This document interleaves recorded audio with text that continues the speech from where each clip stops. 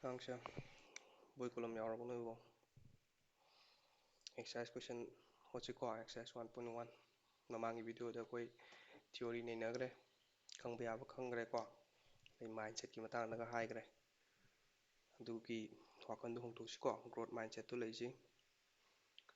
ꯄꯣꯛꯂꯛꯄꯗ ꯑꯩꯈꯣꯏ ꯀꯔꯤꯝ ꯌꯥꯎꯔꯛꯇꯦ ꯀꯔꯤꯝ ꯍꯩꯔꯛꯇꯦꯀꯣ ꯇꯝ ꯍꯩꯔꯛꯄ ꯉꯥꯛꯇꯅꯤ ꯄꯣꯛꯂꯛꯄꯗ ꯌꯥꯎꯔꯛꯄꯕꯨꯗꯤ ꯁꯦꯝꯗꯣꯛ ꯌꯥꯔ ꯃꯇꯝꯅꯦꯕ ꯁꯛ ꯊꯤꯔ ꯄꯣꯛꯂꯛꯑꯦ ꯍꯧꯖꯤꯛ ꯁꯛ ꯐꯖꯍꯟꯕ ꯌꯥꯏ ꯅꯠꯇ꯭ꯔꯥ ꯑꯗꯨꯅ ꯇꯝꯕ ꯍꯩꯕ ꯄꯣꯠꯁꯤ ꯀꯩꯗꯧꯕꯒꯤ ꯂꯨꯅ ꯈꯟꯗꯣꯏꯅꯣ ꯂꯣꯏ ꯍꯩꯒꯅꯤꯀꯣ ꯌꯦꯡꯁꯤ ꯑꯦꯛꯁꯔꯁꯥꯏꯁ 1.1 ꯀꯣ ꯁꯤ ꯀꯣꯏꯁꯟ number 1 question number 1 CD ꯗꯤꯐꯤꯅꯤꯁꯟꯅꯤ ꯍꯪꯉꯤꯁꯦ what is a rational number ꯀꯔꯤꯅꯣ ꯑꯩꯈꯣꯏ ꯁꯤꯗꯤ ꯃꯃꯥꯡꯗ ꯗꯤꯐꯤꯅꯤꯁꯟꯒ ꯂꯣꯏꯅꯅ ꯑꯦꯛꯁꯄ꯭ꯂꯦꯅꯦꯁꯟꯁꯨ ꯐꯅꯌꯥꯝ ꯇꯧꯈ꯭ꯔꯦ ꯑꯗꯣ ꯍꯥꯏꯐꯦꯠ ꯂꯤꯔꯝꯁꯤꯀꯣ A rational number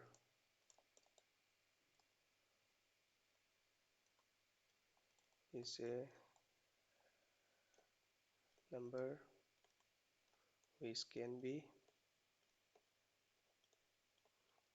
expressed in the form of p by q ꯒꯤ ꯐꯣꯔꯝꯗ ꯑꯦꯛꯁꯄ꯭ꯔꯦꯁ ꯇꯧ ꯌꯥꯕ ꯑꯗꯨꯒ p and q are integer p ꯒ q ꯒꯁꯤꯅ integer ꯑꯣꯏꯒꯗꯕꯅꯤ and q ꯁꯤꯅ 0 ꯑꯣꯏꯕ ꯌꯥꯗꯦ ꯍꯥꯏꯕꯅꯤꯀꯣ ꯁꯤ ꯃꯃꯥꯡꯗ ꯑꯦꯛꯖꯥꯝꯄꯜ ꯀꯩꯀꯥ ꯂꯧꯗꯅ ꯂꯣꯏꯅ ꯃꯃꯨꯠ ꯇꯥꯅ ꯇꯥꯈ꯭ꯔꯕꯅꯤ ꯑꯗ ꯃꯃꯥꯡꯗ ꯄꯜꯍꯧꯗꯕ ꯑꯃ ꯁꯤ ꯀ꯭ꯌꯨꯁꯦ ꯀꯩꯒꯤꯅꯣ 0 ꯑꯣꯏꯕ ꯌꯥꯗꯦ ꯍꯥꯏꯁꯦ 0 ꯑꯣꯏꯔꯣꯏꯗꯕꯅꯤ ꯍꯥꯏꯀꯣ ꯑꯗꯨ ꯀꯩꯒꯤꯅꯣ ꯌꯦꯡꯁꯤ ꯑꯩꯈꯣꯏ ꯅꯝꯕꯔ ꯑꯃ 2/0 ꯍꯥꯏꯔꯁꯤꯅꯦ ꯁꯤ ꯃꯈꯥ ꯀ꯭ꯌꯨꯒꯤ ꯖꯒꯥꯗ 0 ꯑꯣꯏꯔꯦꯀꯣ 2/0 ꯁꯤꯕꯨ ꯁꯤꯕꯨ ꯌꯥꯕ꯭ꯔꯣ ꯁꯤ ꯌꯥꯗꯦꯀꯣ ꯁꯤꯁꯦ ꯑꯟꯗꯤꯐꯥꯏꯟ ꯇꯥꯗꯣꯏꯅꯦꯕ ꯍꯥꯏꯕꯗꯤ ꯅꯝꯕꯔ ꯑꯃ ꯍꯦꯛꯇ 0ꯅ ꯗꯤꯚꯥꯏꯠ ꯇꯧꯕ ꯌꯥꯗꯦꯕꯀꯣ ꯑꯟꯗꯤꯐꯥꯏꯟ ꯑꯣꯏꯗꯣꯏꯅꯦꯕ ꯁꯤ ꯗꯤꯐꯤꯅꯤꯁꯟꯁꯤ ꯂꯩꯔꯦ ꯃꯈꯥꯗꯁꯤ ꯀꯣꯏꯁꯟ ꯃꯇꯦꯛ ꯑꯃ ꯌꯥꯎꯔꯝꯃꯤ is it true that every integer is a rational number ꯁꯤꯗꯤ ꯃꯃꯥꯡꯗ ꯍꯥꯏꯈ꯭ರೆ ꯅꯦꯆꯔꯦꯜ ꯅꯝꯕꯔ ꯅꯠꯇ꯭ꯔꯥ ꯍꯣꯜ ꯅꯝꯕꯔ ꯑꯗꯒꯤ integer ꯑꯗꯨ ꯃꯌꯥꯝꯗꯣ ꯄꯨꯂꯞ ꯔꯦꯁꯅꯦꯜ ꯅꯝꯕꯔ ꯆꯤꯡꯉꯦꯅ ꯍꯥꯏꯈ꯭ꯔꯦꯀꯣ ꯔꯦꯁꯅꯦꯜ ꯅꯝꯕꯔ ꯂꯣꯏ ꯌꯥꯎꯋꯦꯅ ꯑꯗꯨꯅ ꯁꯤꯒꯤ ꯑꯟꯁꯔꯁꯦ ꯌꯦꯁ ꯅꯣ ꯍꯪꯕ ꯀꯣꯏꯁꯟꯅꯤ ꯑꯣꯏꯕ꯭ꯔꯥ ꯑꯣꯏꯗꯕ꯭ꯔꯥ ꯍꯪꯕ ꯀꯣꯏꯁꯟꯅꯦꯕꯀꯣ ꯑꯗ ꯌꯦꯁ ꯍꯥꯏꯔꯅꯤ yes it is true that every integer is a rational number ꯀꯥꯏꯅ ꯑꯗꯨꯃꯥꯏꯅ ꯏꯁꯜꯂꯝꯕ ꯌꯥꯔꯦ ꯀꯣꯏꯁꯟ ꯅꯝꯕꯔ 2 ꯌꯦꯡꯁꯤꯀꯣ ꯀꯣꯏꯁꯟ ꯅꯝꯕꯔ 2 ꯁꯤꯅꯤ ꯑꯩꯈꯣꯏ ꯃꯃꯥꯡꯗ ꯃꯌꯥꯏ ꯄꯨꯊꯣꯛꯄꯗꯣ ꯃꯌꯥꯏ ꯆꯧ ꯄꯨꯊꯣꯛꯄꯩꯗꯀꯣ ꯑꯗꯨ ꯄ꯭ꯔꯨꯞꯇꯣ ꯇꯧꯁꯦꯕꯀꯣ ꯁꯤꯗ ꯄ꯭ꯔꯨꯞ ꯇꯧ ꯍꯥꯏꯕꯅꯤ ꯁꯣ ꯗꯦꯠ ꯀꯣ ꯇꯧꯁꯤ if a and b are two unequal rational number so that a plus b by 2 is a rational number lying between a and b ꯑꯩꯈꯣꯏ a ꯒ b ꯒ ꯍꯥꯏꯕ ꯔꯦꯁꯅꯦꯜ ꯅꯝꯕꯔ ꯑꯅꯤ ꯂꯩꯔꯗꯤ ꯃꯣꯏꯅꯤꯒꯤ ꯃꯌꯥꯏꯁꯦ ꯃꯣꯏꯅꯤꯁꯦ ꯄ꯭ꯂꯁ ꯇꯧꯁꯜꯂꯒ 2ꯅ ꯗꯤꯚꯥꯏꯠ ꯇꯧꯋꯦ ꯃꯣꯏꯅꯤꯒꯤ ꯃꯌꯥꯏꯗ ꯂꯩꯅꯤ ꯀꯥꯏꯅ ꯑꯩꯈꯣꯏ ꯇꯝꯈ꯭ꯔꯦ ꯑꯦꯛꯖꯥꯝꯄꯜꯒ ꯄꯤꯗꯅ ꯂꯣꯏ ꯇꯧꯈ꯭ꯔꯦꯀꯣ ꯑꯗꯣ ꯁꯤꯗ ꯄ꯭ꯔꯨꯞ ꯇꯧ ꯍꯥꯏꯕꯅꯤ ꯑꯗꯨꯗꯤ ꯁꯤ a ꯒ b ꯒꯁꯦ ꯔꯦꯁꯅꯦꯜ ꯅꯝꯕꯔꯅꯤꯀꯣ ꯑꯗꯣ ꯁꯄꯣꯁ ꯑꯩꯈꯣꯏ ꯂꯧꯁꯟꯁꯤ ꯍꯥꯏꯕꯗꯤ bꯅ ꯍꯦꯟꯅ ꯆꯥꯎꯋꯦꯅ ꯂꯧꯁꯦꯕꯀꯣ a ꯒ b ꯒꯁꯦ ꯃꯣꯏ ꯀꯩꯝꯇ ꯍꯥꯏꯔꯝꯗꯦ ꯀꯅꯥꯅ ꯆꯥꯎꯋꯦꯗꯣ ꯑꯩꯈꯣꯏꯅ ꯁꯤ bꯅ ꯆꯥꯎꯋꯦ ꯂꯧꯁꯟꯁꯤꯀꯣ ꯑꯗꯨꯗꯤ a ꯒ b ꯒ ꯁꯨꯃꯥꯏꯅ ꯆꯥꯎꯔꯦ ꯅꯠꯇ꯭ꯔꯥ ꯑꯗꯣ ꯌꯦꯡꯉꯣ ꯑꯩꯈꯣꯏꯅ ꯁꯤꯁꯦ ꯑꯩꯈꯣꯏ ꯏꯀ꯭ꯋꯦꯁꯟꯗꯤ ꯍꯥꯏꯕ ꯌꯥꯔꯣꯏꯀꯣ ꯁꯨꯃꯥꯏꯅ ꯃꯥꯟꯅꯗꯕꯤ ꯂꯩꯔꯝꯕꯁꯦ ꯒ꯭ꯔꯦꯇꯔ ꯗꯦꯟ ꯑꯣꯔ ꯂꯦꯁ ꯗꯦꯟꯒ ꯂꯩꯔꯝꯕꯁꯦ ꯏꯟꯏꯀ꯭ꯋꯦꯂꯤꯇꯤ ꯍꯥꯏꯗꯣꯏꯅꯤꯀꯣ ꯑꯩꯈꯣꯏ a equal to b ꯍꯥꯏꯅ ꯁꯨꯝꯕꯁꯤꯅ ꯏꯀ꯭ꯋꯦꯁꯟ ꯍꯥꯏꯕꯀꯣ ꯃꯥꯟꯅꯕ ꯍꯥꯏꯗꯤ ꯁꯤ ꯁꯦꯞꯂꯥꯅꯦꯅ ꯈꯟꯕ ꯌꯥꯏ ꯏꯀ꯭ꯋꯦꯁꯟꯁꯦꯀꯣ ꯆꯞ ꯃꯥꯟꯅꯩ ꯂꯨꯝꯕ ꯃꯥꯟꯅꯩ ꯍꯥꯏꯕꯅꯦꯕ ꯏꯟꯏꯀ꯭ꯋꯦꯂꯤꯇꯤꯁꯇꯅ ꯁꯤ a ꯒ b ꯒꯁꯦ bꯅ ꯆꯥꯎꯋꯦ ꯍꯥꯏꯔꯕꯅꯤꯅ bꯅꯦꯅ ꯁꯨꯃꯥꯏꯅ ꯂꯨꯝꯃꯦꯅ ꯁꯨꯃꯥꯏꯅ ꯍꯥꯏꯕ ꯋꯥꯅꯤꯗ ꯑꯗꯣ ꯑꯩꯈꯣꯏ ꯁꯦꯞꯂꯥꯁꯦ ꯆꯞ ꯃꯥꯟꯅꯩ ꯁꯤꯗ ꯁꯤꯒꯤ ꯏꯀ꯭ꯋꯦꯁꯟꯁꯤꯗ ꯍꯥꯏꯔꯤꯁꯤꯅꯦ ꯁꯤꯗ kg ꯑꯃꯒꯤ ꯅꯨꯡ ꯑꯃ ꯍꯥꯞꯆꯜꯂꯦ 1 kg ꯒꯤ ꯅꯨꯡ ꯍꯥꯞꯆꯜꯂꯦꯀꯣ ꯁꯣꯝꯗꯁꯨ 1 kg ꯒꯤ ꯅꯨꯡ ꯍꯥꯞꯆꯜꯂꯦ ꯑꯗꯨ ꯀꯩꯝꯇ ꯀꯥꯏꯔꯣꯏꯀꯣ ꯁꯦꯞꯂꯥꯗꯣ ꯀꯩꯝꯇ ꯆꯦꯟꯖ ꯇꯧꯔꯣꯏ ꯑꯗꯨꯝ ꯂꯨꯝꯕ ꯆꯞ ꯃꯥꯟꯅꯅꯦꯕ ꯑꯗꯨꯃꯥꯏꯅ ꯇꯧꯗꯅ ꯁꯤꯁꯨ ꯁꯣꯝꯅ ꯂꯨꯝꯃꯤꯅꯤꯀꯣ ꯑꯗꯣ ꯁꯣꯝꯅ ꯂꯨꯝꯕꯁꯦ ꯁꯣꯝꯗꯁꯨ 1 kg ꯍꯥꯞꯆꯜꯂꯦ ꯁꯣꯝꯗꯁꯨ 1 kg ꯍꯥꯞꯆꯜꯂꯦ ꯀꯩꯝꯇ ꯆꯦꯟꯖ ꯇꯧꯔꯣꯏꯀꯣ ꯁꯤꯁꯨ ꯁꯣꯝꯅ ꯑꯗꯨꯝ ꯂꯨꯝꯃ ꯂꯩꯒꯅꯤ ꯑꯗꯨꯒꯤ ꯀꯟꯁꯦꯞꯇꯣ ꯁꯤꯟꯅꯖꯦꯕꯀꯣ ꯑꯗꯣ ꯁꯤ a ꯒ b ꯒꯁꯦ bꯅ ꯍꯦꯟꯅ ꯆꯥꯎꯋꯦ ꯍꯥꯏꯔꯦ ꯑꯗꯨꯗꯤ ꯁꯤꯗ A ꯍꯥꯞꯆꯤꯜꯂꯛꯁꯦꯕ ꯁꯣꯝ ꯅꯥꯀꯟꯗꯁꯨ A ꯍꯥꯞꯆꯤꯟꯁꯤ ꯑꯁꯣꯝꯗꯁꯨ A ꯍꯥꯞꯆꯤꯟꯁꯦꯕ ꯀꯩꯝ ꯀꯥꯏꯗꯦꯀꯣ ꯆꯞ ꯃꯥꯟꯅꯕ ꯑꯅꯤ ꯍꯥꯞꯆꯤꯜꯂꯛꯄꯅꯤ ꯑꯗꯨꯅ ꯀꯩꯝꯇ ꯆꯦꯟꯖ ꯇꯧꯔꯣꯏ ꯍꯥꯞꯆꯤꯜꯂꯦ ꯑꯗꯨꯗꯤ ꯁꯤꯗꯤ 2A ꯍꯥꯏꯕ ꯌꯥꯅꯤꯀꯣ A ꯑꯅꯤꯗꯤ 2A ꯇꯥꯔꯦ B + A ꯑꯗꯩ ꯁꯤꯒꯤ 2ꯁꯦ ꯁꯣꯝ ꯊꯥꯡꯈ꯭ꯔꯁꯦ ꯆꯞ ꯃꯥꯟꯅꯩ ꯁꯤꯒꯤ inequalities less than ꯍꯥꯏꯔꯦ ꯅꯠꯇ꯭ꯔꯥ ꯁꯤ inequalities equationꯒ ꯁꯤꯒꯤ equal to ꯆꯞ ꯃꯥꯟꯅꯩꯕ ꯍꯥꯏꯗꯤ ꯁꯣꯝꯗ ꯊꯥꯡꯀꯥꯟꯗꯅ +, ꯑꯣꯏꯔꯝꯕꯗꯣ - ꯑꯣꯏꯕ ꯑꯗꯒꯤ ꯗꯤꯚꯥꯏꯠ ꯑꯣꯏꯔꯝꯕꯗꯣ ꯏꯟꯇꯨ ꯑꯣꯏꯕ ꯀꯥꯏꯅ ꯇꯝꯕꯗꯣ ꯑꯗꯨꯒ ꯆꯞ ꯃꯥꯟꯅꯩꯕꯀꯣ ꯁꯤꯁꯨ ꯑꯗꯨꯅ ꯁꯤꯒꯤ 2ꯁꯦ ꯁꯣꯝ ꯊꯥꯡꯉꯗꯤ ꯂꯩꯈ꯭ꯔꯅꯦꯕ ꯁꯨꯃꯥꯏꯅ ꯂꯩꯔꯦꯀꯣ ꯁꯨꯃꯥꯏꯅ ꯑꯃ ꯊꯝꯕ ꯌꯥꯔꯦ ꯑꯦꯟ ꯑꯃꯨꯛ ꯇꯧꯁꯦꯕ ꯁꯨꯃꯥꯏꯅ ꯂꯩꯔꯦꯀꯣ ꯑꯗꯨ ꯁꯤꯗꯅ A ꯍꯥꯞꯆꯤꯜꯂꯛꯄꯒꯤ ꯃꯍꯨꯠꯇ B ꯍꯥꯞꯆꯤꯜꯂꯛꯁꯦꯕ ꯅꯥꯀꯟ ꯑꯅꯤꯃꯛꯇꯀꯣ B ꯍꯥꯞꯆꯤꯜꯂꯛꯁꯤ ꯑꯗꯨꯗꯤ A + B 2B ꯍꯥꯏꯔꯅꯦꯕ ꯑꯗꯨ ꯁꯤꯁꯨ ꯆꯞ ꯃꯥꯟꯅꯅ ꯌꯦꯡꯉꯨ ꯁꯤꯒꯤ 2ꯁꯦ ꯁꯣꯝ ꯊꯥꯡꯁꯤꯀꯣ 2ꯁꯦ ꯁꯣꯝ ꯊꯥꯡꯉꯗꯤ ꯁꯤꯗ ꯄꯣꯖꯤꯁꯟ ꯂꯩꯅꯤ ꯁꯣꯝꯗ ꯂꯥꯛꯑꯗꯤ ꯗꯤꯚꯥꯏꯠ ꯇꯧꯔꯅꯦꯕ 2ꯁꯤ ꯗꯤꯚꯥꯏꯠ ꯇꯧꯔꯅꯤꯀꯣ B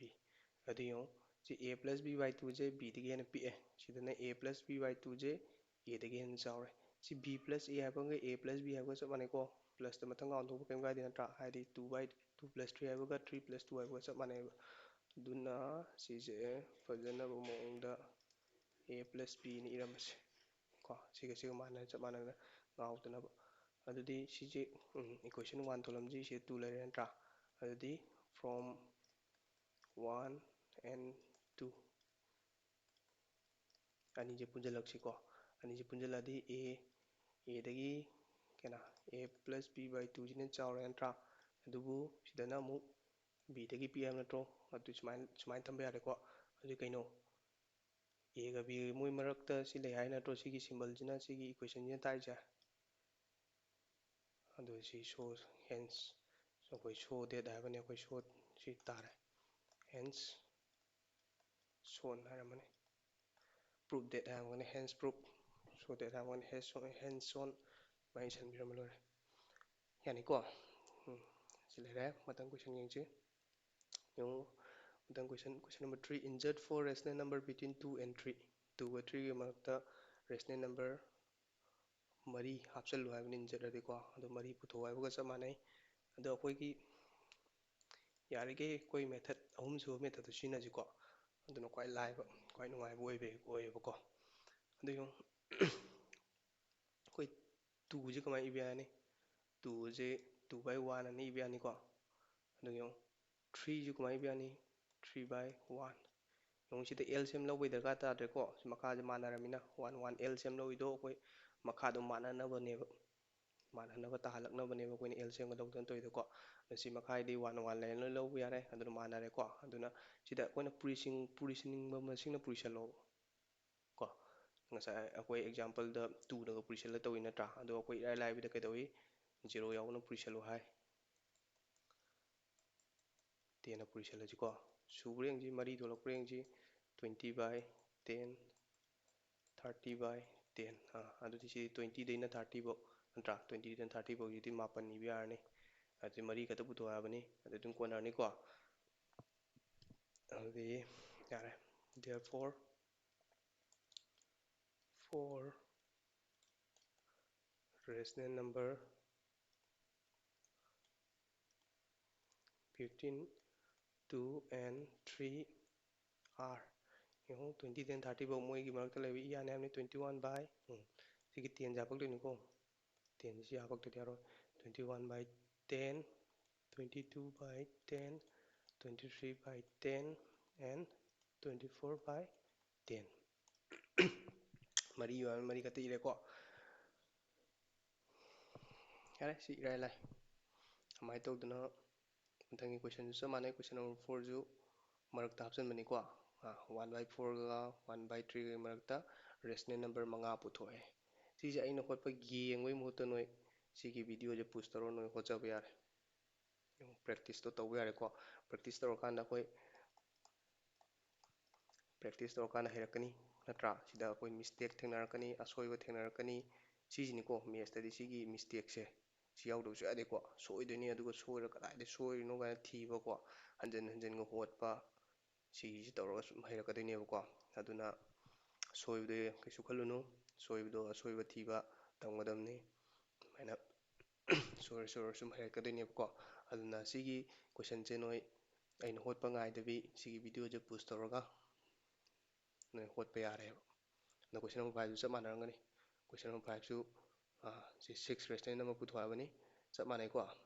ꯁꯤꯁꯨ ꯑꯗꯨꯝ ꯍꯣꯠꯆꯕ ꯌꯥꯔꯦ ꯅꯣꯏ ꯁꯤ ꯀꯣꯏꯁꯟ ꯑꯅꯤꯁꯦ ꯅꯁꯥꯅ ꯍꯣꯠꯄ ꯌꯥꯔꯦꯕ ꯁꯤꯗ ꯈꯪꯒꯅꯤ ꯅꯣꯏ ꯍꯩ ꯍꯩꯇꯦꯗꯣ ꯅꯁꯥꯅ ꯈꯪꯖꯔꯅꯦꯕꯀꯣ ꯑꯗꯨ ꯌꯦꯡꯁꯤ ꯑꯩ ꯍꯣꯠꯂꯒꯦ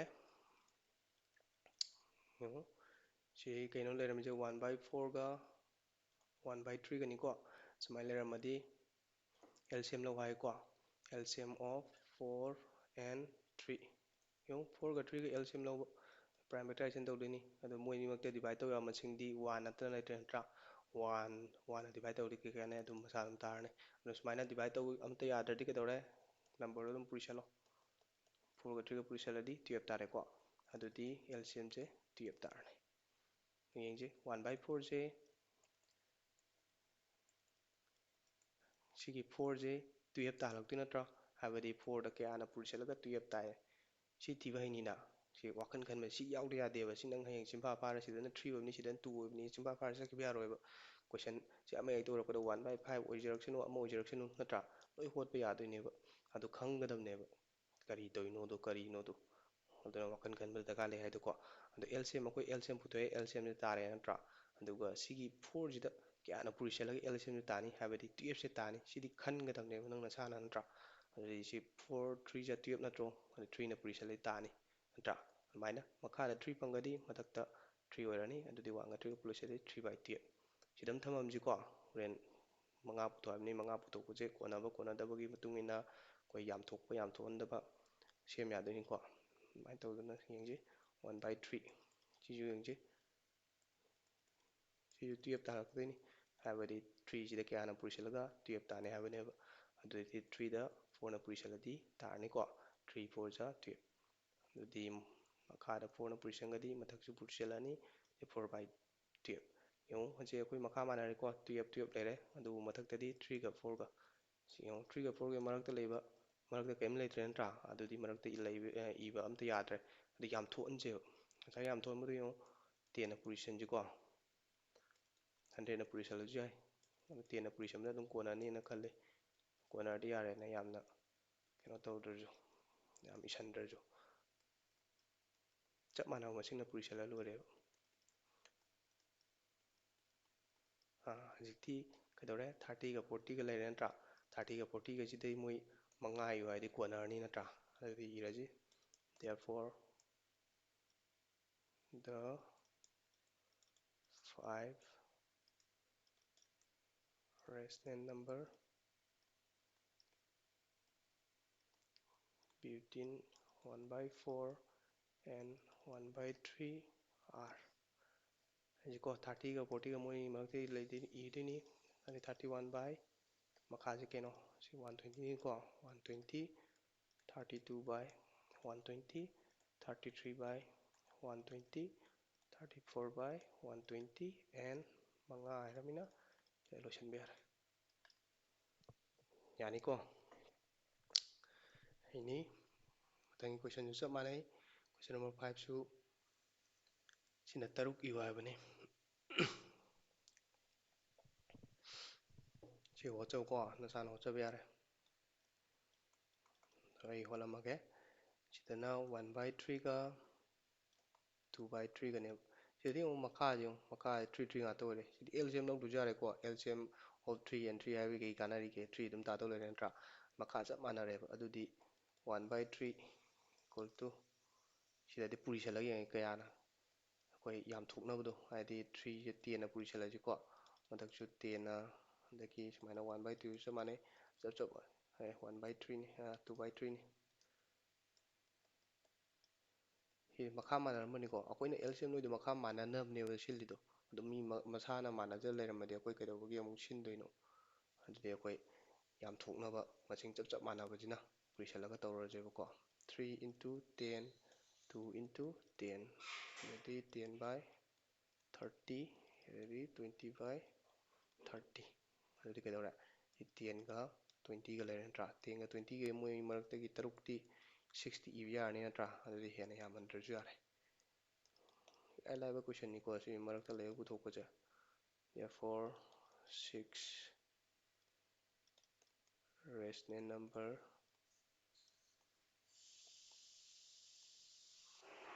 15 1 by 3 and 2 by 3 are 10ꯒ 20ꯒ ꯃꯔꯛꯅꯤ ꯑꯗꯨꯗꯤ 11ꯗ 이바ꯍꯧꯔꯁꯤ 11 by 30 12 by 30 13 by 30 14 by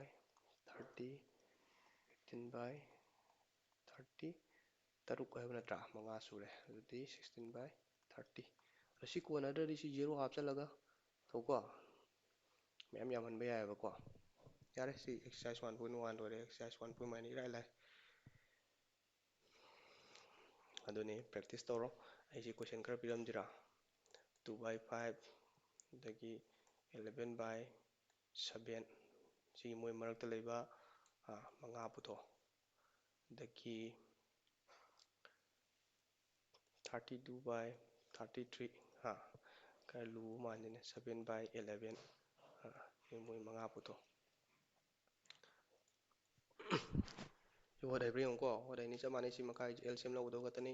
ꯑꯗꯨ ꯃꯈꯥꯁꯦ ꯃꯥꯟꯅꯍꯜꯂꯒ ꯃꯉꯥ ꯄꯨꯊꯣꯛꯑꯕꯅꯤꯅ ꯀꯣꯟꯅꯕ꯭ꯔꯥ ꯀꯣꯟꯅꯗꯕꯗꯨꯒꯤ ꯃꯇꯨꯡ ꯏꯟꯅ ꯄꯨꯔꯤꯁꯟꯗꯣꯏꯅꯤꯀꯣ ꯍꯣꯠꯁꯦ ꯁꯤ ꯄ꯭ꯔꯦꯛꯇꯤꯁ ꯇꯧꯁꯤꯀꯣ ꯄ꯭ꯔꯦꯛꯇꯤꯁ ꯌꯥꯎꯗ꯭ꯔꯗꯤ ꯌꯥꯔꯣꯏ ꯁꯤꯈꯩꯁꯤ ꯍꯣꯠ ꯍꯩꯕ꯭ꯔꯥ ꯌꯦꯡꯉꯨ ꯌꯥꯔꯦ ꯑꯗꯨꯗꯤ ꯁꯤ ꯀ꯭ꯂꯥꯁ ꯉꯁꯤꯒꯤ ꯀ꯭ꯂꯥꯁ